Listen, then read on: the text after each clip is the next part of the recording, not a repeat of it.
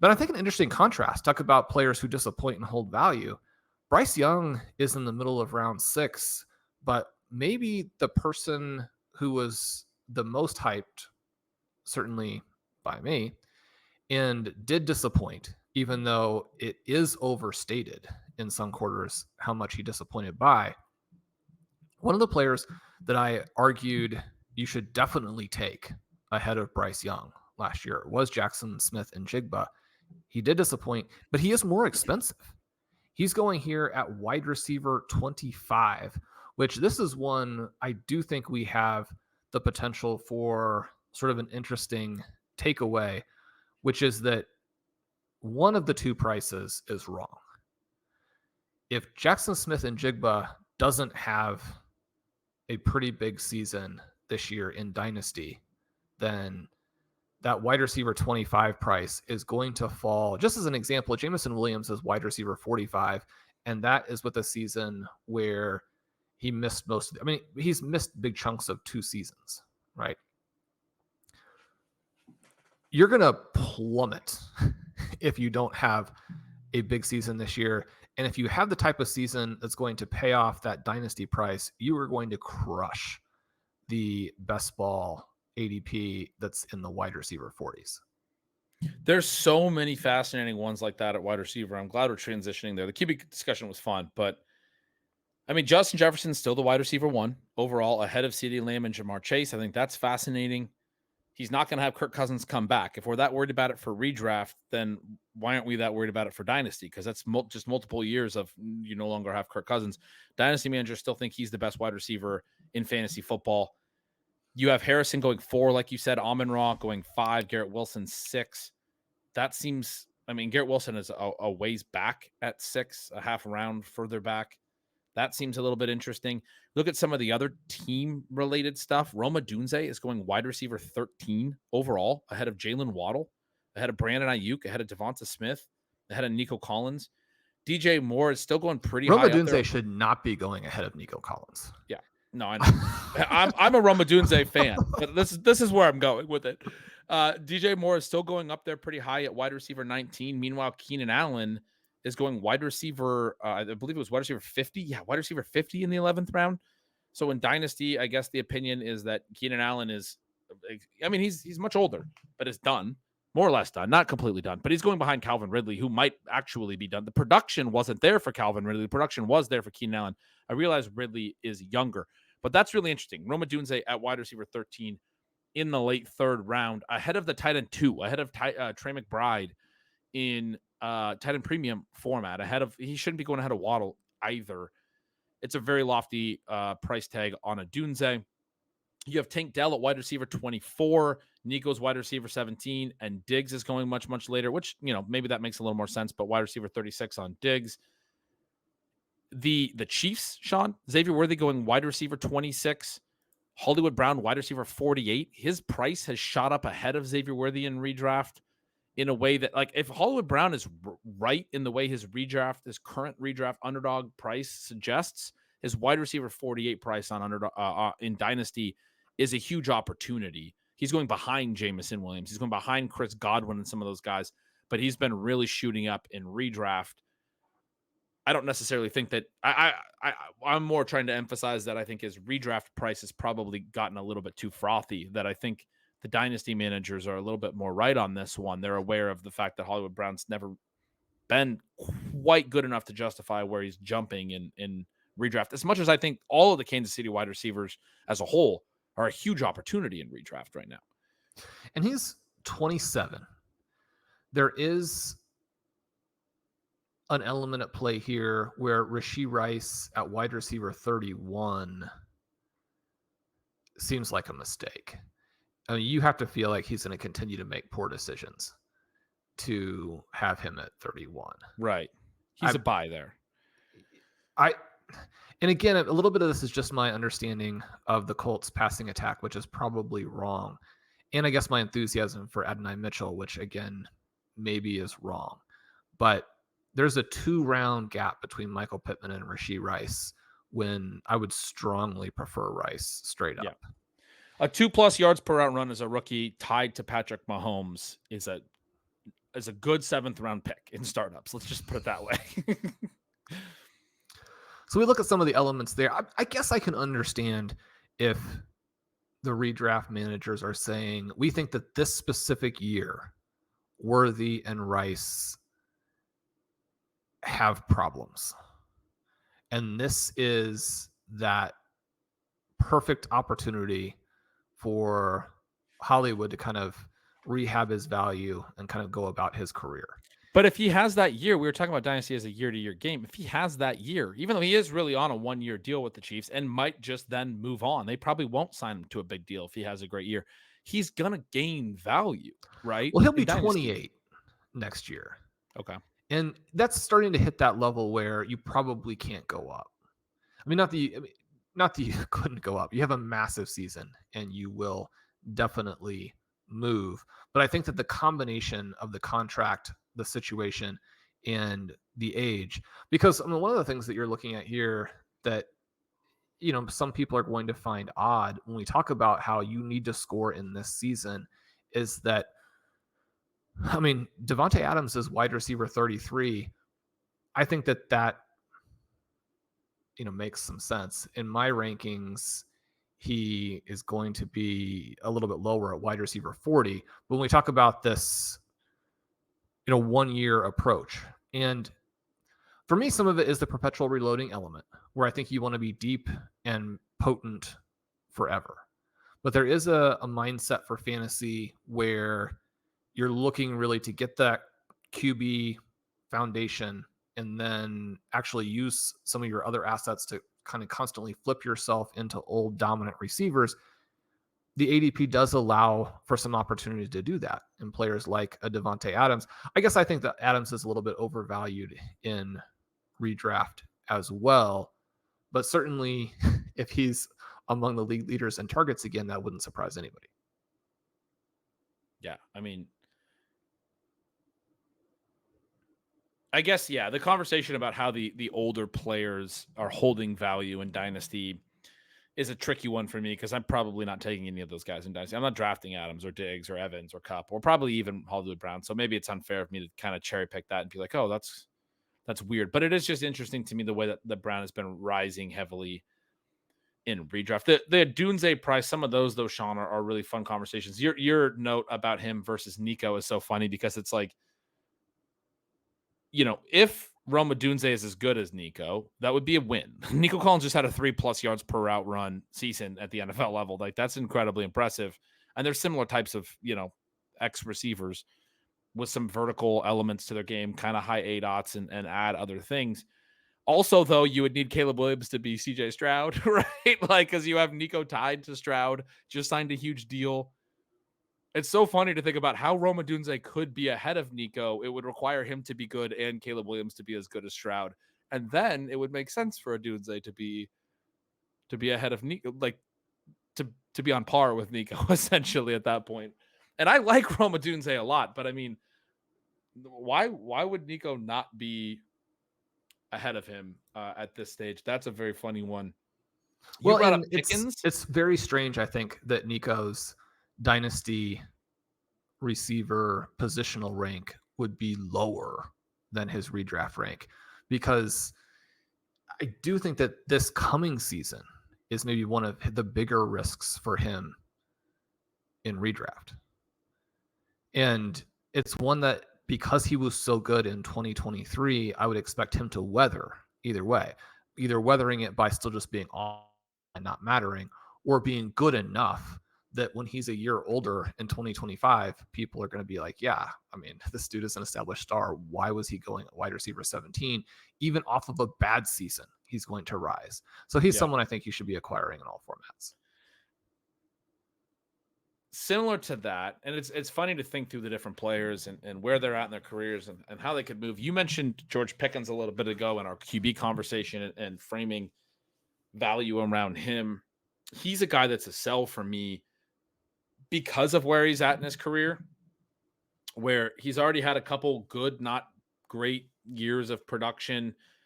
I think some think he's ready to take this next step and really explode. Had 1,100 yard season last year, right? Had a a huge game in the fantasy playoffs.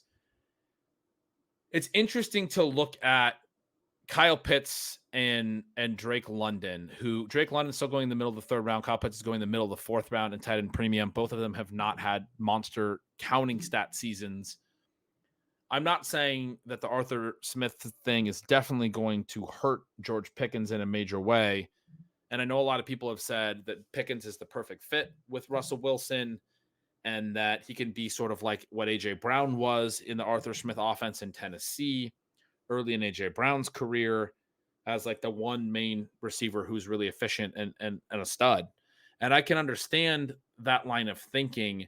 But even A.J. Brown at that point, I think we more or less know now, was being statistically held back a little bit by the overall pass volume and the structure of the offense being pretty run-based, doing a lot of play action stuff where they're then going to tight ends for reasons that are, questionable.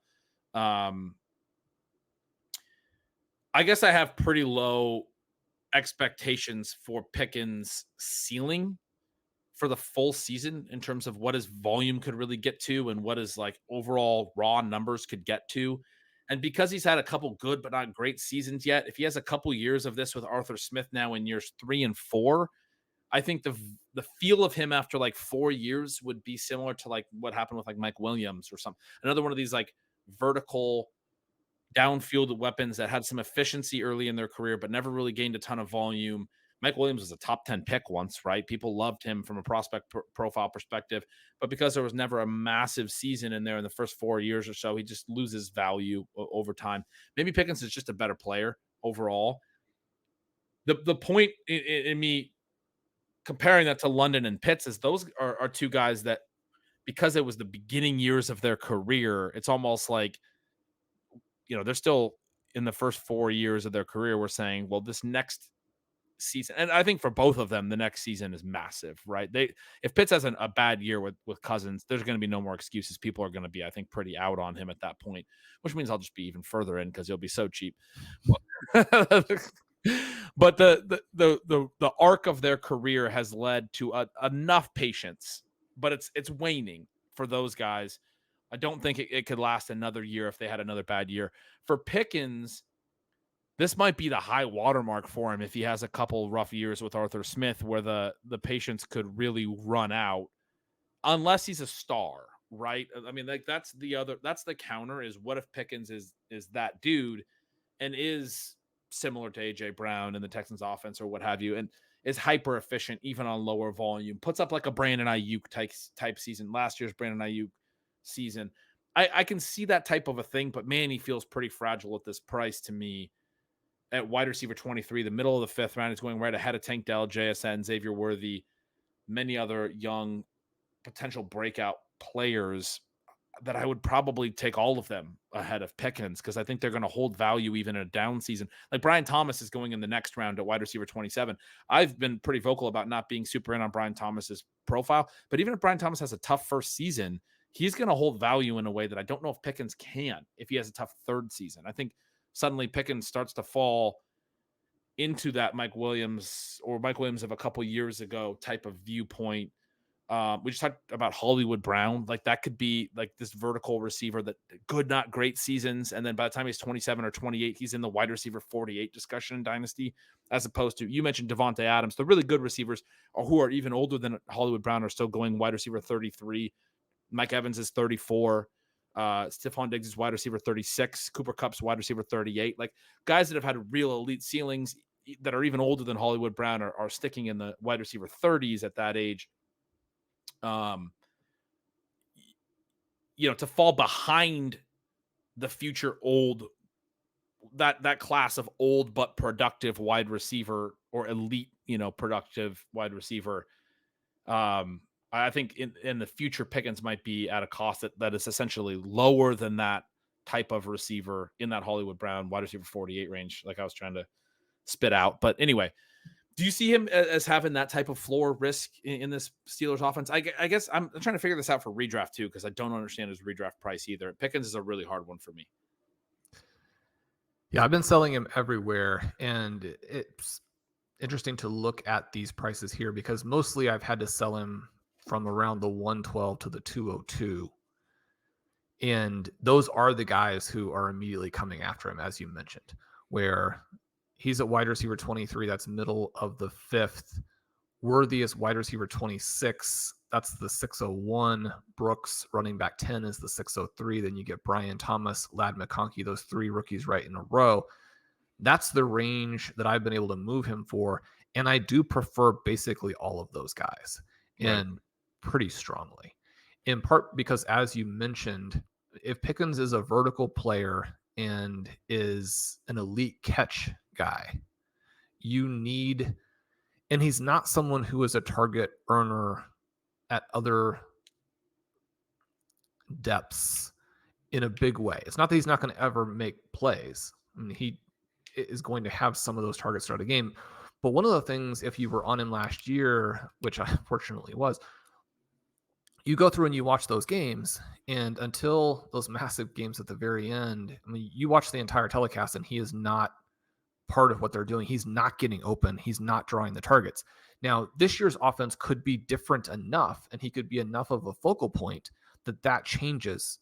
But for a player like Pickens, I think they can be a very viable fantasy piece if the price is correct, and if you have a dynamic offense with a quarterback who is capable of throwing the player open. A quarterback who can make the big time throws, is going to get the ball to the guy deep. There is nothing about what we've seen from the recent versions of Russell Wilson that suggests that, and there's nothing that suggests that about the way the Atlanta offense ran. Now, I think a fair counter argument would be that the quarterback play in Atlanta for the last couple of years was even significantly worse than what the Steelers are likely to get from Russell Wilson. And so, again, it may be an apples and oranges thing. I think you have to keep that in mind. But it's stunning that a player like Drake London, who frankly, didn't do much, is up at wide receiver 10 simply because he was able to get rid of the guy who is now going to be calling the plays for George Pickens and the Steelers. And I think especially when we think about volume, I have a question about this next group of receivers for you as it relates to volume. But with Pickens, you have the market share that he potentially could get. But again, that's tricky if you're not actually a good target earner. But that market share is going to be mitigated simply because their passing pie will be very small. So you can split it and you've got a big piece of a tiny pie. I mean, Najee Harris and Jaylen Warren are going to get the first play, the second play, the third play. And the only time they're ever going to not touch the ball is if you have a third and long, right? Yeah. And that's a mild exaggeration, but it creates an environment where, I mean, you could have a 30% target share and still only pay off your price, which if you have a 30% target share, you've got to crush where you are. Absolutely. Yeah, and I mean, as you're describing that offense, I'm also thinking like occasionally they'll proactively call a target for Pat Freiermuth. They'll do like a play action and quick pass to a tight end. But it'll be the third string tight end. Yeah, it maybe won't be Freiermuth. It'll be Darnell Washington. Get him in space, man. Get him in space. Oh, that's a good one to keep in mind. Yeah, he's gonna have the Jonnu Smith season. Yeah, I mean, I think you put that all incredibly well. Pickens is a really tricky one for me in all formats at his price and where the expectation seems to be. It's to me, I'm almost pulling my hair out. Like, did nobody learn anything about Arthur Smith in the Atlanta years? Like, did you guys not draft enough Kyle Pitts the last couple of years? Is that what happened? Because I drafted a lot, watched a lot of Arthur Smith, and ranted to Stealing Bananas listeners a lot about Arthur Smith during the season. Anyone listening to our Sunday night broadcast remembers the Arthur Smith conversations that we had, Sean. I don't know. I mean, when we get peak Russell Wilson this year, you're going to feel kind of silly. Then when we get into round 6, I'm fascinated by this price for Jordan Addison at wide receiver 29 and Jaden Reed at wide receiver 32. And I know we kind of touched on Reed and your belief that he isn't separated from his teammates as much as I believe that he is. But when we're looking at those guys who had big rookie seasons and compare them to Ladd McConkey and Brian Thomas, when we compare them to a disappointment in JSN, when we compare them to a very wide range of outcomes rookie in Xavier Worthy. I mean, one of the things you would love to see from Xavier Worthy is for him to come out and have a rookie season like Jordan Addison and Jaden Reed have already done. When you compare him to a Tank Dell, who, again, has already had that kind of season, but now is under very serious target pressure of the type that Addison and Reed are. I mean, I would still argue for Reed that he is not. Is this a matter of being concerned? Is it completely different situations where you have the McCarthy concern for Addison and you have the teammate concern for Reed that doesn't apply to Tank Dell? I guess I don't understand how guys, I mean, especially Jordan Addison. I mean, Ben, he was a fantastic prospect, and the Vikings are raving about him. Wide receiver 29 seems bizarre. People seem to be picking a lot of holes in his rookie season. Didn't earn targets in a huge way, and people have said even with Justin Jefferson out, he didn't really earn a ton of volume, but the efficiency was incredibly strong. You can't deny that he was an age 21 rookie as well as a key part. He turned 22 in January, late January. Was there an overlap between the Justin Jefferson being out and the excruciatingly poor quarterback play? That is something to consider, right? Like, we were playing with Nick Mullins for a while there. He has a 10 TD season as well, and I know people don't want to talk about the touchdown stuff, but you've said this before and have mentioned that, a lot of Blair's great work on how the fantasy point over expected numbers in year one lead to more volume in year two. Like that's fantasy scoring over expected. That includes touchdowns. And touchdowns aren't important there. And touchdown scoring is good, right? Like, a guy One who of the goes things people can forget, right, is that you want to know where the inefficiency is. And so you will have a lot of people very justifiably talking about stats that are more predictive of themselves, but you can get too far in that direction.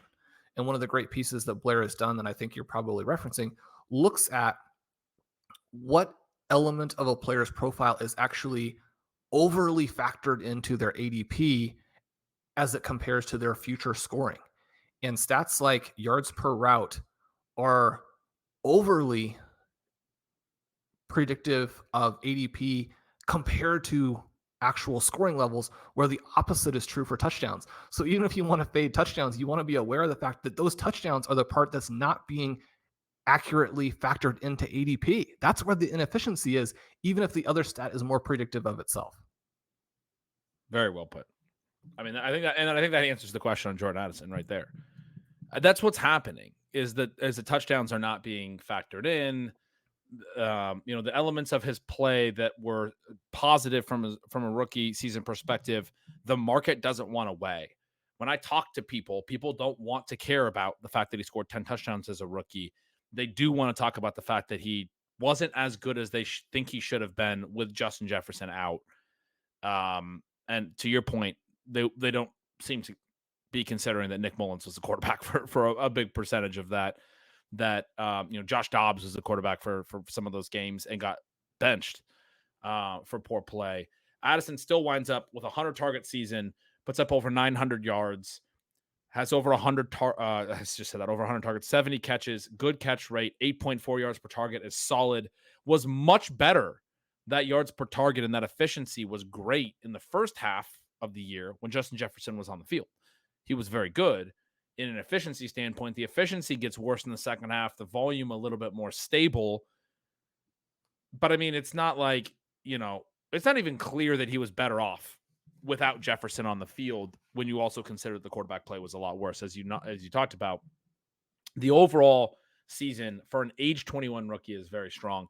And I think you're right that he's just a little bit underpriced in Dynasty for sure. As far as like you made the comparison to some of the other rookies, one of the comments you said about Xavier Worthy, you would love to see him have the type of year that an Addison or a Reed has. The one thing, and I know you agree with this, that plays into Worthy's prices, he could also have a season that's better, right? Like there is an element to what Addison and Reed did in their rookie years that is very, very good, but also kind of narrows the ceiling a little bit. Whereas with rookies, there's just a wider range of outcomes. Maybe Xavier Worthy comes out and has a truly spectacular rookie season with Patrick Mahomes, and we're talking about him as a top 5 overall wide receiver a year from now. Like, that's probably not going to happen. People will talk about his weight. They'll say that's not whatever. But it's possible. It's not insane, right? It's a part of a range of outcomes that is very, very wide for every rookie. And for Xavier Worthy, a guy who was very productive. He's not just a 40-time star, even though he ran the fastest 40 in the history of the combine. He was a strong age-adjusted production player prior to that.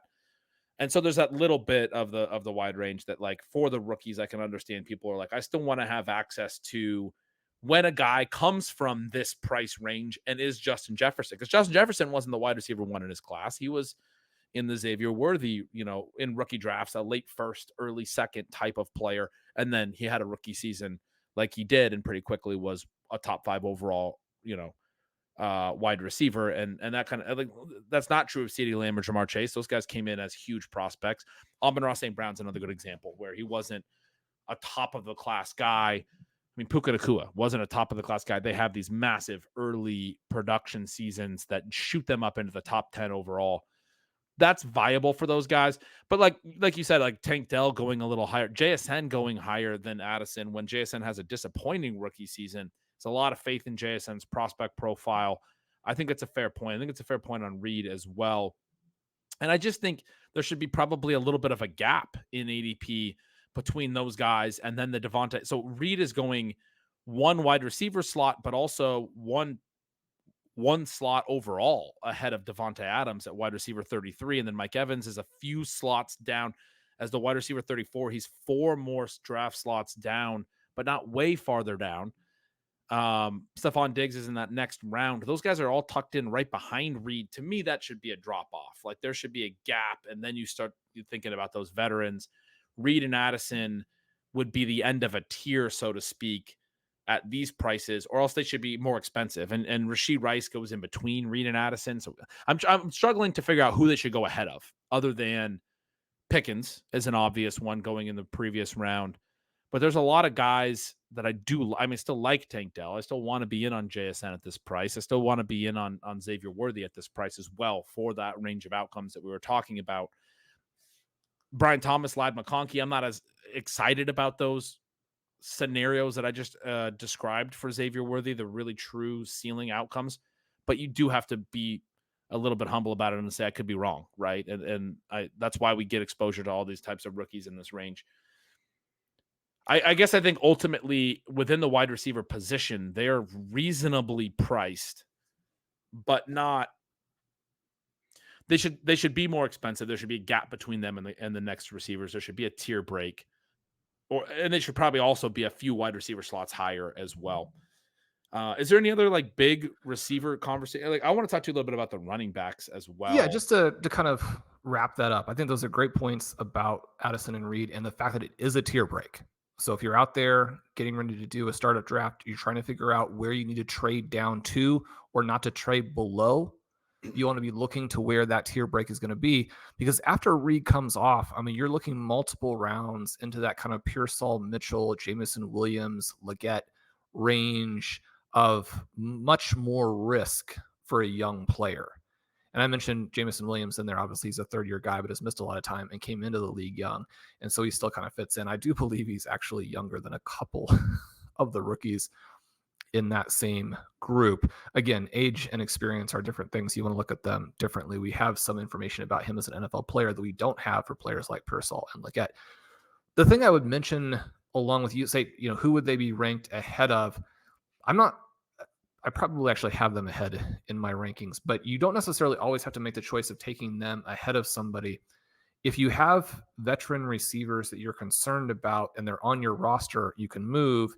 If you have a spot in the draft where you should take a veteran receiver and you don't want to, you can trade down. So people will ask me from time to time about, like, what is perpetual reloading? How would you execute it? Why would you do it? I'm sitting here looking at the 5th round.